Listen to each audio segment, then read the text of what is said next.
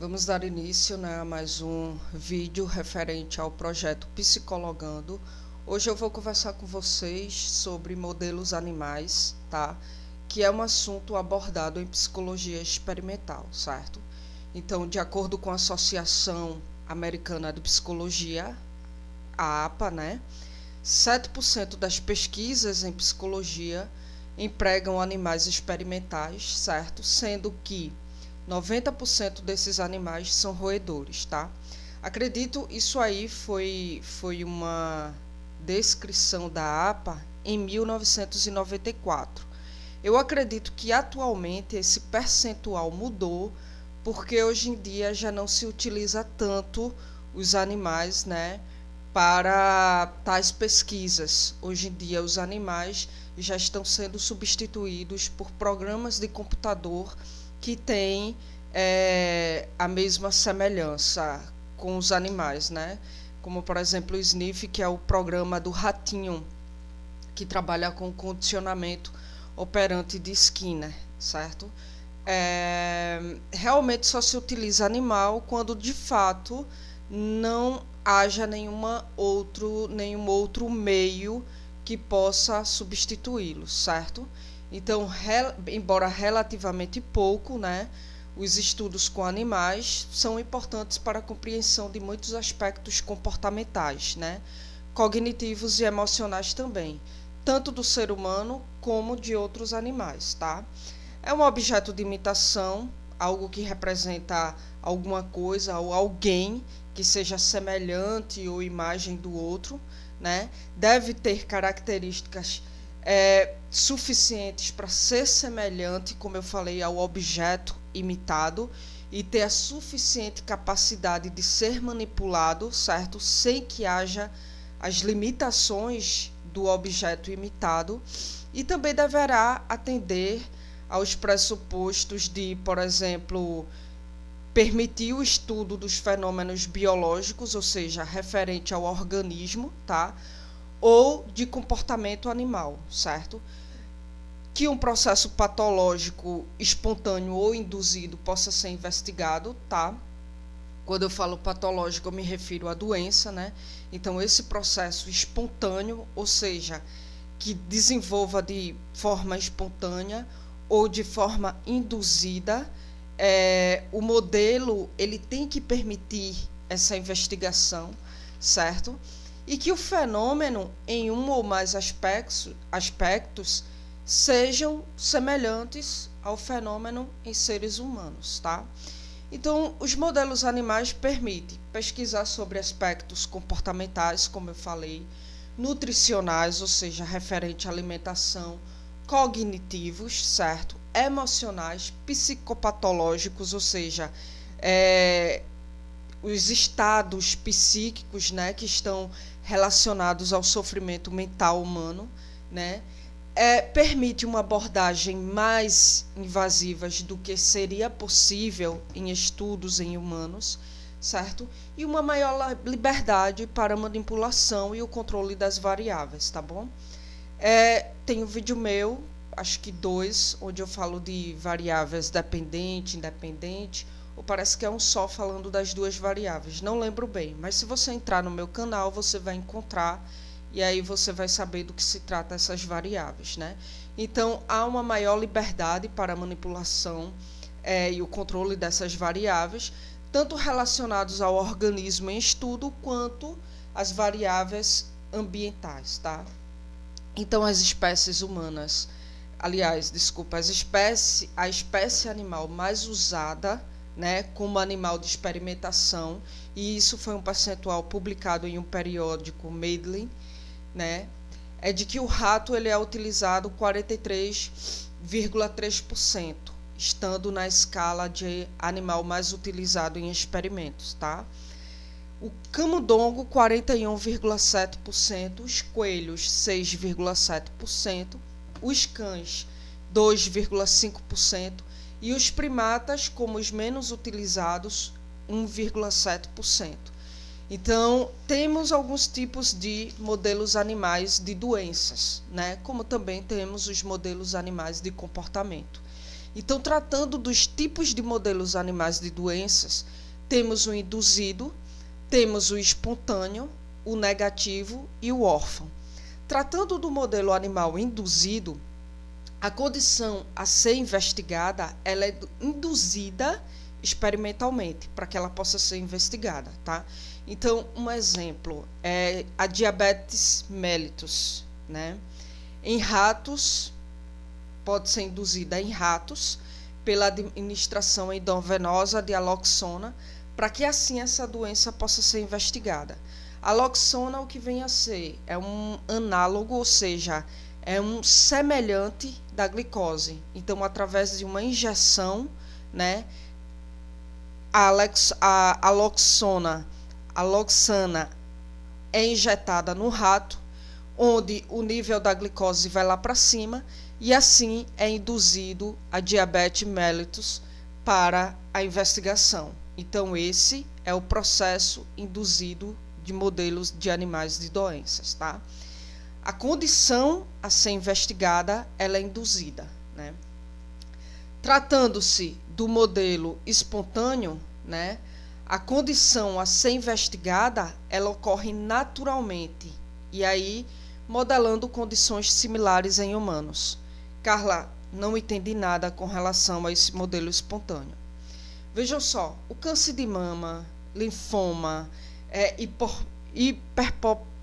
hiperplasia prostática, né? A mastocitoma, que é o tumor da pele, a melanoma, que também é um tumor da pele, são doenças que acontecem, que se desenvolvem de forma espontânea, ocorrem naturalmente em animais, e que as condições às quais ela ocorre é bem similares na sua ocorrência em humanos, certo? Então aí essa doença é estudada no animal, certo? E esses estudos, consequentemente, servem para as condições desenvolvidas no humano. Então eu vou dar um exemplo a vocês. O cão, por exemplo. O cão desenvolve a doença da hiperplasia benigna, né, da próstata, que é o quê? É o aumento benigno da próstata, né? Em termos mais rigorosos, seria um aumento do número das células da próstata. Então, veja só, esse é um modelo usado com frequência para o estudo do tratamento operatório da próstata, certo? Pela sua semelhança morfológica, ou seja, estrutural com relação à próstata humana. Então, essa hiperplasia benigna da próstata, ela é com muita frequência estudado nos cães. Por quê? Porque a próstata do cão e a forma como essa doença se desenvolve é bem semelhante estruturalmente com a próstata humana. Então, ela é estudada no cão e os estudos, consequentemente, servem para o tratamento e, enfim, de base fisiológica serve de base fisiológica para os humanos, né? Tratando-se do modelo animal negativo, né? A condição a ser investigada não se desenvolve em animais, tá? Ou seja, a infecção gonocócica, que seria o corrimento uretral, ou seja, aquele corrimento no canal condutor da urina, certo? Essa infecção, ela não se desenvolve em animais como coelhos, por exemplo. E aí, o que é que acontece? O coelho, ele é utilizado para a investigação da falta de reatividade a essa doença, certo? Ou seja, como vários outros são estudados por sua falta de reatividade a determinados estímulos, a determinadas doenças, ou seja, então o seu mecanismo de resistência, ele é estudado, porque aí a resistência à doença vai servir, essa compreensão de bases fisiológicas vai servir para, consequentemente, para os humanos.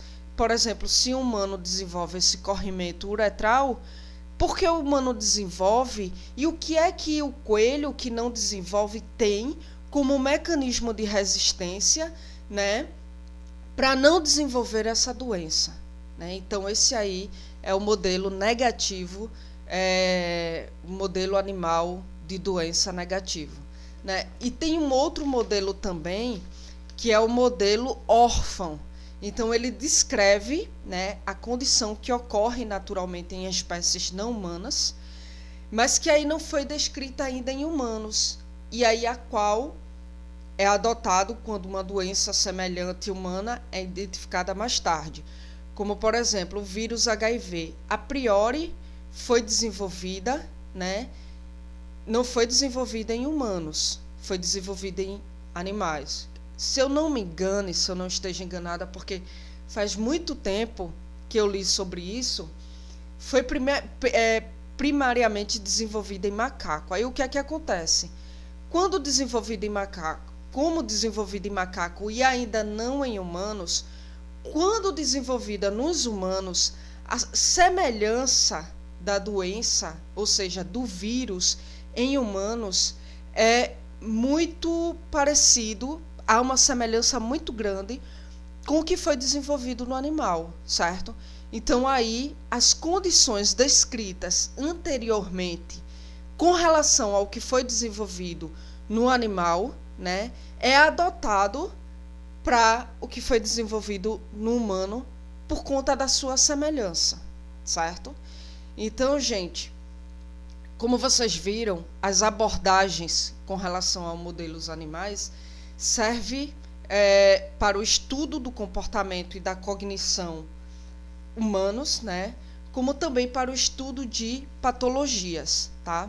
Então, tratando-se de testes comportamentais mais utilizados ou modelo comportamental de animais, a gente tem o campo aberto, que é conhecido como Open Field, né? Que aí investiga atividades motoras espontâneas, como ansiedade, medo condicionado, localização ou discriminação de objetos, certo? Tem também a caixa de Skinner, que é bastante utilizada, né? Que trata-se do condicionamento operante, ou seja, utilizado para diferentes tarefas comportamentais, desde uma simples modelagem até o experimento de discriminação de estímulos ambientais, né? Passando por diferentes esquemas de reforçamento. Tem também tarefas de esquivas, né, que aí é utilizado para testes de memória e aprendizagem.